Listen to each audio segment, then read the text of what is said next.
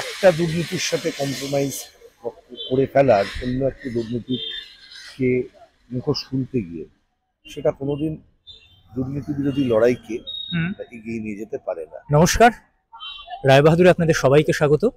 আমাদের সঙ্গে আছেন এই মুহূর্তে সব্যসাচীদা, আইনজীবী সব্যসাচীদা। সব্যসাচীদা, কোনো রকম ভূমিকায় যাব না, সরাসরি প্রশ্ন করব। গতকাল থেকে যে বিষয়টা নিয়ে রাজ্য রাজনীতি রীতিমতো শোরগোল, আমরা দেখেছি যে বিভিন্ন সময় বিচারপতি অভিজিৎ গঙ্গোপাধ্যায় তিনি এমন সমস্ত রায় দিয়েছেন যে তার ভূমিকা রীতিমতো অ্যাক্টিভিস্টের মতো, এবং বিশেষ করে এই চাকরি প্রার্থীদের আন্দোলনে পরের পর তার বেশ কিছু রায়দান বহু মানুষকে আশা জুগিয়েছে। শোনা যাচ্ছে যে উনি আসন্ন লোকসভা নির্বাচনে বিজেপির প্রার্থী হয়ে তমলুকে দাঁড়াচ্ছেন এবং উনি বিচারপতির পদ থেকে ইস্তফা দিচ্ছেন। কি বলেন? বিচারপতির পদ থেকে উনি ইস্তফা দিচ্ছেন সেটা উনি নিজেই ঘোষণা করেছেন। একদম, সেটা উনি দিতে পারেন, ওনার অধিকার আছে ইস্তফা একদম। দেওয়া। আমার এই নিয়ে কোনো বক্তব্য থাকতে পারে না। তবে আমি ব্যক্তিগতভাবে মনে করি একজন বিচারপতির জায়গায় থেকে যে কাজটা করতে পারেন, বিচারপতির জায়গা থেকে পদত্যাগ করে তার সেই কাজের জায়গাটা সংকুচিত হয়। কিন্তু তার ব্যাখ্যায় তিনি বলছেন তার বৃহত্তর প্রয়োজন আছে অন্যান্য কাজের, সেটা উনি অনুধাবন করেছেন, উনি যাবেন বলেছেন, সেটা সম্পূর্ণ ওনার ব্যক্তিগত বিষয়। আমাকে বললে আমি এখনো বলবো বিচারপতি হিসেবে তার আরো কিছু কাজ হয়তো করতে যেতে পারতেন যদি উনি এই সম্পূর্ণ টেরিয়ার টেনে থাকতেন। যেভাবে উনি আশা ভরসা জোগাচ্ছিলেন এবং যেভাবে দুর্নীতির অঙ্কুশগুলো উনি খুলছিলেন, সেটা আরো একটু বেটার হতে পারতো, আর একটু মানুষের সামনে দুর্নীতিগ্রস্ত লোকেদের মুখোশগুলো খুলতে পারত। কিন্তু দ্বিতীয় প্রশ্ন, যেটা দ্বিতীয় অংশে যে প্রশ্নটা তুমি করলে, যেটা শোনা যাচ্ছে, আমি বিশ্বাস করতে আমার ভালো লাগবে যে উনি এরকম কোনো সিদ্ধান্ত নেবেন না, সেটা উচিত হবে না। যদি নেন সেক্ষেত্রে রাজনৈতিকভাবেই তার মোকাবিলা করতে হবে। তার কারণ এই এই সিদ্ধান্ত আমি মনে করি যে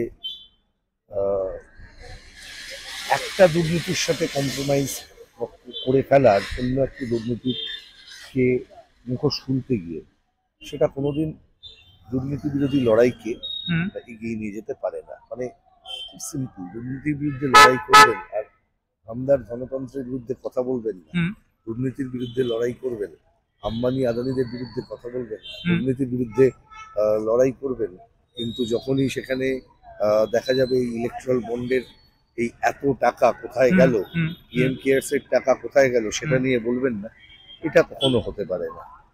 আর যদি এই তত্ত্বগুলো হাজির হয়, অনেকে বলছেন যে দেখতে পাচ্ছি যে ওটার মধ্যে কি ছিল, শুধুমাত্র কাগজ ভরা জিনিস, তাহলে তো কোথায় কি ছিল সেটা দেখার কোনো জায়গা নেই, কারণ সবটাই অ্যাডমিটেড হয়েছে যে নারদ স্টিং অপারেশন কি হয়েছিল, সাজানো হোক আর যাই হোক, দিনের শেষে দাঁড়িয়ে একটা ঘটনা তো ঘটেছিল, তার তদন্ত কারা আটকালো।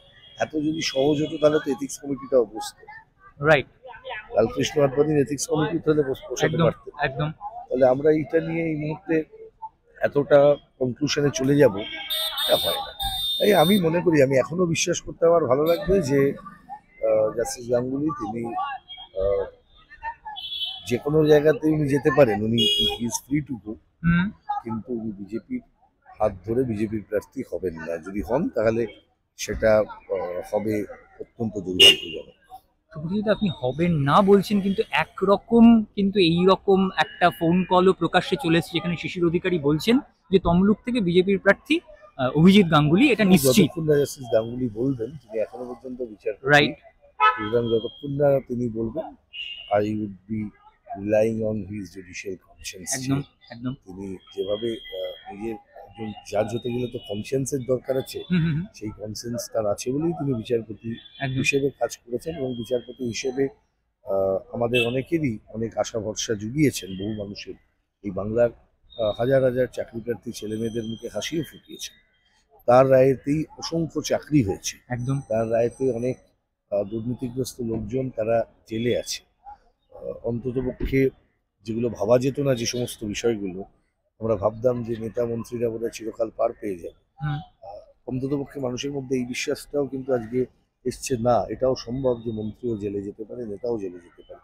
এই বিশ্বাসটা যিনি জুগিয়েছেন, তিনি অন্ততপক্ষেই পার্টিজান কোনো রাজনীতিতে না যাবেন, এটাই যাওয়াটা তার পক্ষে খুব একটা মানে আমার মতে এটা কোনো যুক্তিপূর্ণ কাজ হবে না। কিন্তু অভিজিৎ গঙ্গোপাধ্যায় যে যুক্তিটা দিচ্ছেন যে বিচার ব্যবস্থারও কিছু সীমাবদ্ধতা রয়েছে, অনেকে কোর্ট পর্যন্ত পৌঁছতেই পারেন না, উনি অনেক আরো বেশি সংখ্যক মানুষের কাজ করতে চান। মার্ক্সবাদীরা যেভাবে এটাকে বিশ্লেষণ করে, আপনি হ্যাঁ। যদি এম এস রামচন্দ্রদের লেখা পড়েন হুম হুম বিচার ব্যবস্থা সম্পর্কে, বিচার ব্যবস্থার লিমিটেশন সম্পর্কে, হুম সেটা আমরা খুব স্পষ্টভাবে বলেছি। এবং ভারতের কমিউনিস্ট পার্টি মার্ক্সবাদী, যদি আপনারা আমাদের কর্মসূচি দেখেন, হুম, সেখানেও হুম, বিচার ব্যবস্থার লিমিটেশন সম্পর্কে বলা আছে, যেহেতু এই রাষ্ট্র ব্যবস্থাটাই একটা লিমিটেড পাওয়ার নিয়ে প্রোলেটারিয়েটের পক্ষে, সর্বহারা মানুষের পক্ষে সেটা ব্যবহার করা যেতে পারে, সেখানে দাঁড়িয়ে বিচার ব্যবস্থা যে আরো লিমিটেড হবে এটা খুব স্বাভাবিক কথা।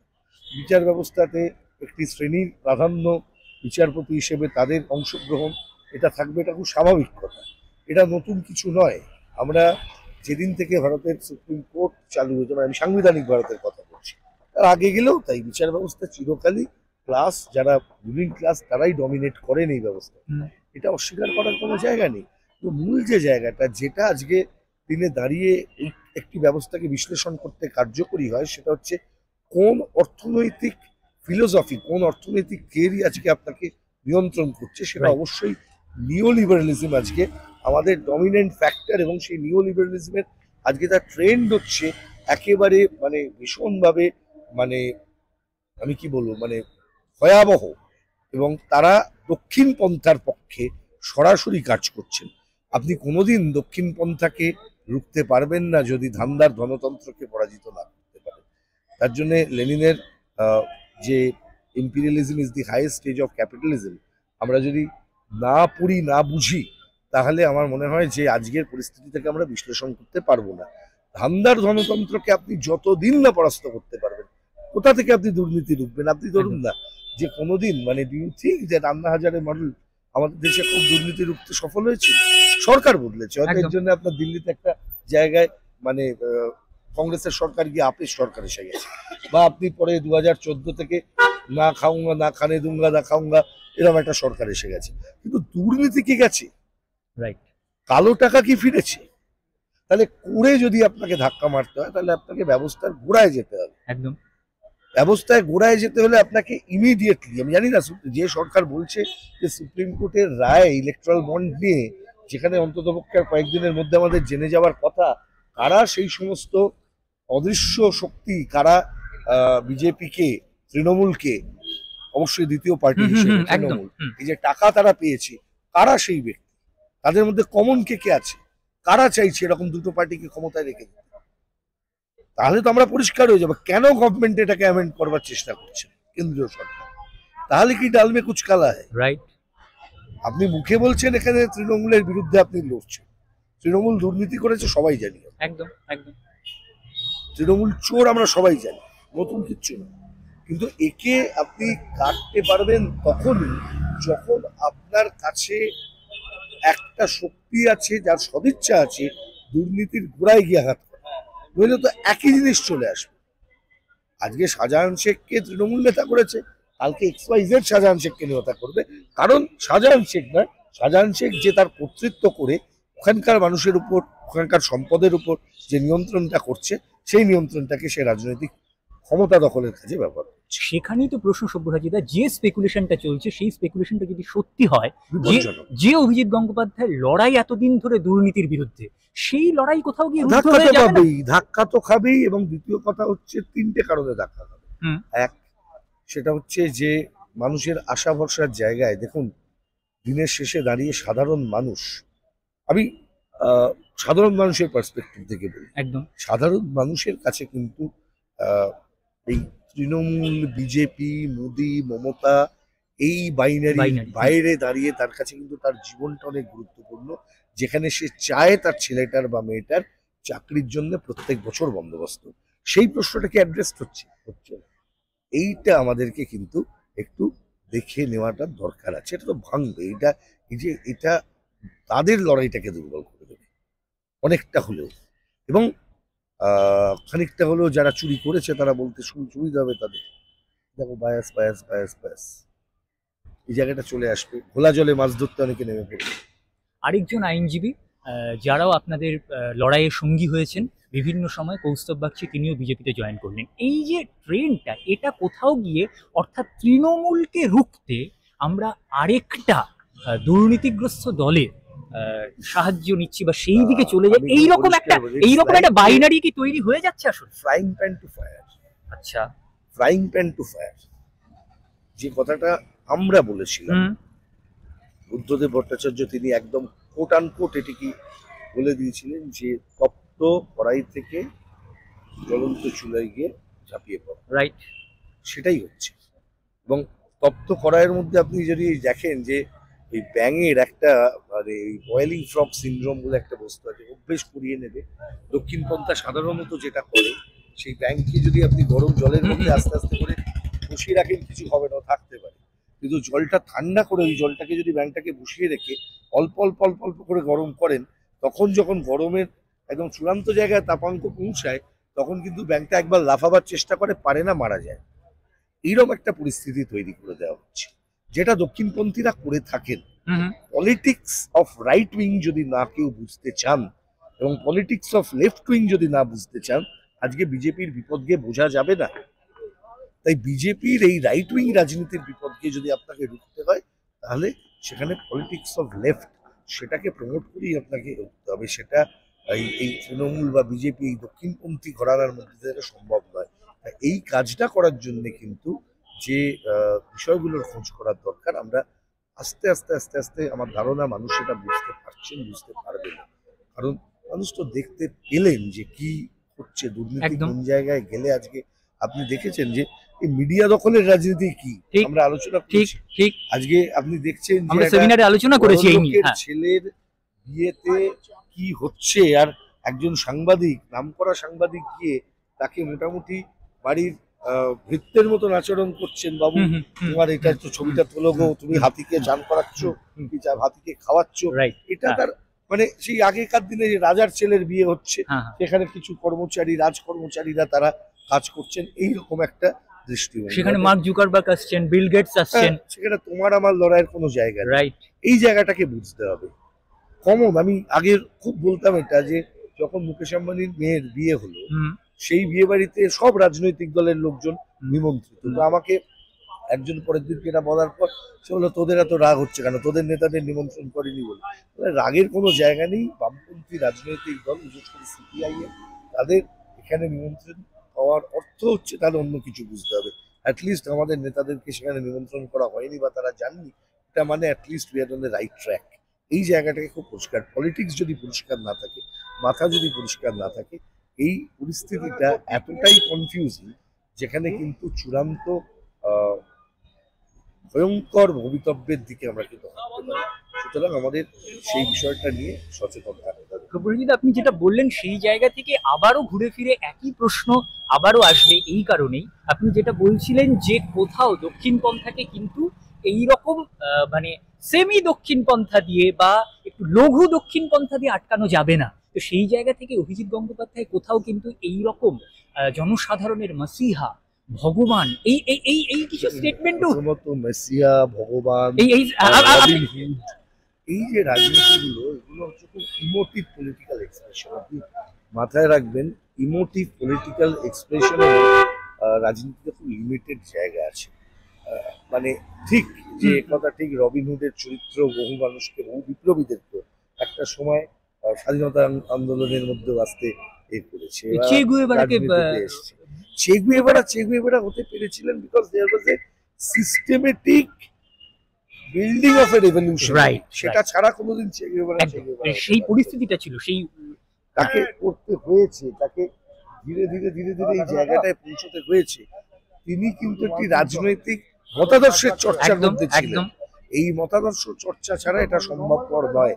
এবং যে কথা আবার আমি মানে অর্থহীন ভাষায় আমি আপনাদেরকে বলতে চাইছি, যে কথাটা আপনি জিজ্ঞাসা করলেন একটু আগে, যে এই যে মাসিয়া একজন ইন্ডিভিজুয়াল কি করতে পারেন। আমার মনে আছে যে অনেক দিন আগে উৎপল দত্তর লেখা একটি আর্টিকেল তখন পশ্চিমবঙ্গ পত্রিকায় প্রকাশিত হয়েছিল, উৎপল দত্ত সংখ্যায়, যেটা লিখেছিলেন উনি চার্লি চ্যাপলিন সম্পর্কে তার একটি লেখাতে, যেখানে উনি উল্লেখ করছেন খুব পরিষ্কার করে যে কোনো একটা জীবন, যে জীবনটা অত্যন্ত মূল্যবান, উনি বার্টল ব্রেখটকে উনি এ করে মানে লিখছেন যে সেই জীবনের মধ্যে তিনি যা করছেন সেই কাজটার মধ্যে যুক্তি আছে কি যুক্তি নেই সেটা ধরাটা খুব জরুরি। দ্বিতীয়ত যে বিষয়টা জরুরি, একজন ইন্ডিভিজুয়াল, একজন ব্যক্তি, তার ভূমিকা, সেই ভূমিকাটা যতই গুরুত্বপূর্ণ হোক না কেন, এই ভূমিকাটাকে ইউ হ্যাভ টু জাজ the role of an individual. এই গোটা সিস্টেমের মধ্যে দাঁড়িয়ে অ্যাজ এ হোল আপনাকে বিচার করতে হবে। আর এই বিচারটা করার ক্ষেত্রে হুম। যেটা খুব গুরুত্বপূর্ণ দিক, তাৎপর্যপূর্ণ দিক, হুম। সেইটা হচ্ছে যে এই যে do not take your life hmm. As a success story hmm. Or failure story. Hmm. Success বা ফেলিয়ার এটা একজন ইন্ডিভিজুয়ালের জীবনে থাকে। হুম। একজন মার্ক্সবাদী যিনি সবসময় এই চর্চার মধ্যে থেকেছেন হুম। যে role of individual in politics, হুম। এই জায়গাটাকে যারা চর্চার মধ্যে থেকেছেন তারা কখনোই এই ধরনের একটা অ্যাবারেশনকে, অন্তত আইডিওলজিক্যাল অ্যাবারেশনকে কখনো বলতে পারেন না it's a correct political decision. কারণ ডিসিশন, অল ডিসিশনস আমরা রাজনৈতিকভাবেই নিই, কিন্তু যখন এইখানে একটা মানে লেয়ার করার দরকার যে জাস্টিস গাঙ্গুলি এতদিন বিচারপতি হিসেবে এক ধরনের পলিটিক্স করতেন, প্রত্যেক বিচারপতি সেটা করেন, কারণ ultimately our judicial system is the outfit of a political system. দিনের শেষে এটাও একটা রাজনৈতিক ব্যবস্থা, কিন্তু it's a judicial politics use to do. এখন তাকে কিন্তু আসতে হবে পাবলিক পার্লেন্সে, যেখানে কিন্তু it's known as party politics. Party politics করতে গেলে if you are not a partisan, Right. আপনার পক্ষে কিন্তু এই কাজটা করা একটু কঠিন। কারণ ঠিক এই জায়গাটাই ওই আবার গ্রামসি, সিভিল সোসাইটি, রাষ্ট্র এবং পার্টি, এই যে জায়গাটা আমার মনে হয় যে আমাদের আরো এক্সপ্লোর করার প্রয়োজন হবে। লেটস সি কি হয়, তার উপরে নির্ভর করে। আপনি যেটা বলছিলেন যে ব্যক্তি এবং আদর্শ, সেই জায়গায় দাঁড়িয়ে কোথাও যদি প্র্যাকটিক্যালি ভাবি, এই মুহূর্তে ভারতবর্ষের যে গণতান্ত্রিক স্ট্রাকচার, সেই জায়গায় দাঁড়িয়ে দক্ষিণপন্থাকে রুখতে গেলে মানে সেখানে যে এই যে মোদি আবার একটা বিরাট বড় একটা ব্যক্তি ফিগার, এই যে বারবার করে ফিগার করে দেখানো, সেই জায়গায় দাঁড়িয়ে সেই ফিগারকে রুখতে গেলে কোথাও কি আবার এইরকম তার একটা কাউন্টার ফিগারও জরুরি হয়ে উঠছে ওটা না? ভয়ঙ্কর জিনিস হচ্ছে না, এটা করতে গিয়ে তো সমস্ত বিপদ হচ্ছে। মুখ নেই। আচ্ছা, আমাকে একটা কথা বলো, আমাদের সংবিধানে কোনো জায়গায় এরকম একটা বিষয় আছে যে মুখ প্রমোট করে আপনি রাজনীতি করবেন, মানে নির্বাচনের আগে pre electoral declaration that he is going to B hour leader, এইরকম ডিক্লারেশনের কোনো জায়গা আমাদের না, নেই, সংবিধানে নেই, কোথাও আছে? কিন্তু সেই জায়গাটা তৈরি হয়ে যাচ্ছে, তৈরি তৈরি করে করছে, দেওয়া আপনাকে হচ্ছে, politics এর কাইন্ড অফ মধ্যে- প্রেসিডেন্সিয়াল ইলেকশনের দিকে যেন চলে এবং যাচ্ছে। সেটার দিকেই বিজেপি নিয়ে যেতে চায় তাদের ঘোষণাপত্রে, যদি আপনি দেখেন। রাইট। এটা অস্বীকার করার জায়গা নেই। Right. তাই আপনাকে বলতে হবে, যারা সূর্য সেনেদের উত্তরাধিকার বহন করে তারা কিন্তু সাভারকারের রাস্তায় হাঁটতে পারেন না। আপনাকে দিনের শেষে বলতে হবে বিজেপি যে রাজনীতি করে সেটা সাভারকারের হিন্দুত্বের রাজনীতি। এর সাথে হিন্দু ধর্মের সম্পর্ক নেই, এর সাথে অন্য কারোর ধর্মীয় বিশ্বাসের সম্পর্ক নেই, এর সাথে আপনার পাড়ার রাম পুজো, দুর্গা পুজো, কালী পুজোর সম্পর্ক নেই, শিব পুজোর সম্পর্ক নেই। এটার সাথে যেটা জড়িত আছে সেটা হচ্ছে পুণ্যভূমি, পিতৃভূমির সঙ্গে। যারা মনে করছে it's a complete political project, যেটা আমরা যদি আজকে দাঁড়িয়ে আনমাস্ক না করতে পারি, তাহলে কিন্তু আগামী দিনে ভয়াবহ ভবিষ্যতের সামনে আমাদের দেশ। ইতিমধ্যেই আমরা ভবিষ্যৎ অন্ধকারের মধ্যে ঢুকে গেছি, সেটা কোথায় গিয়ে শেষ হয় সেটা দেখার আমাদের অপেক্ষা করতে হবে, সেটা দেখার জন্য। সুব্রজিতের শেষ প্রশ্ন, একজন বিচক্ষণ বিশ্লেষক হিসেবে, একজন আইনজীবী হিসেবে, রাজনীতি সচেতন মানুষ হিসেবে আসন্ন লোকসভা নির্বাচন কি দেখতে পাচ্ছে? ইন্ডিয়া জোটের ভবিষ্যৎ কি? আর দেখুন, ইন্ডিয়া জোট বলে না, ইন্ডিয়া জোটের যে ধারণা, সেই ধারণা থেকে কতগুলো কথা উঠে এসেছে। কি কথা উঠে এসেছে? সেটা হচ্ছে যে বিজেপিকে দুর্বল করতে হবে, বিজেপিকে ক্ষমতাচ্যুত করতে হবে। এই কাজটা করা সম্ভব নয়, এই কথা বলার কোনো জায়গা নেই। এই কাজ বিভিন্ন জায়গাতেই কিন্তু হচ্ছে, একদম আশাহত হওয়ার জায়গা তো নেই। আর নির্বাচনের এতটা আগে এই ধরনের কথা বলাও সমীচীন হবে না। আমি শুধুমাত্র একটি কথা বলবো যে বিজেপির সঙ্গে লড়াইটা এখন না অনেকগুলো টায়ারে লড়াইয়ে পরিণত হয়েছে। মানে শুধু বিজেপি নয়, বিজেপির পরে একটা মানে ক্লোজেস্ট অপোজিশন পার্টি, বিজেপির আসল অপোজিশন যারা, তাদেরকে রোববার জন্য একটা মেকি অপোজিশন তৈরি করা, এই ট্রেনটা কিন্তু চলেইছে। মানে যদি আজকে ইন্ডিয়া জোট সম্পর্কে যে আপনারা বললেন, চোখের সামনে এটা দেখলেও দেখতে হবে যে কিছু রাজনৈতিক দল তো দেখালো খেল। তারা তো এখানে গিয়েই প্রথম থেকেই নিজেদের ইগোর রাজনীতি করছেন, আবার ওই একদম। পলিটিক্স অফ ইন্ডিভিজুয়াল, দুটো মুখের লড়াই করে গেল। হুম। মুখের লড়াই করলে তো এই লড়াইটা হবে না, দিনের নীতিশ শেষে কুমার সেরে গ্রামের চলে লড়াই। গেলেন। হুম। মমতা বন্দ্যোপাধ্যায় আদৌ আছেন কিনা বোঝা যাচ্ছে না। এই যে জায়গাটা, মানে দায়িত্বপ্রাপ্ত রাজনৈতিক লড়াই যদি কেউ না করতে পারেন, যদি সব লড়াইটাই আমি কি পাবো, এই নির্বাচনের পর আমার জায়গাটা কোথায় হবে, আমি কতটা ওখানে নিয়ন্ত্রণ করতে পারবো, আমার ভাইপোকে আমি বাঁচাতে পারবো কিনা, আমার ছেলেকে আমি বাঁচাতে পারবো কিনা, এটা যদি দিনের শেষে রাজনীতির মূল ইস্যুতে পরিণত হয়, তাহলে কিন্তু সেটা বিপজ্জনক। আমার তাই একটাই কথা, যে যাই করুন না কেন বিজেপিকে হারানোটাই লোকসভা নির্বাচনের প্রকৃত চ্যালেঞ্জ আমাদের সবার সামনে। সেই কাজটা আমাদের করতে হবে। আর বিজেপিকে হারাতে যাবার আগে পশ্চিমবাংলায় সবচাইতে যে ইম্পিডিমেন্ট, আমি বললাম যে দক্ষিণপন্থা দিয়ে কোনোদিন দক্ষিণপন্থাকে রাইট। পরাজিত করা যায় না, হুম।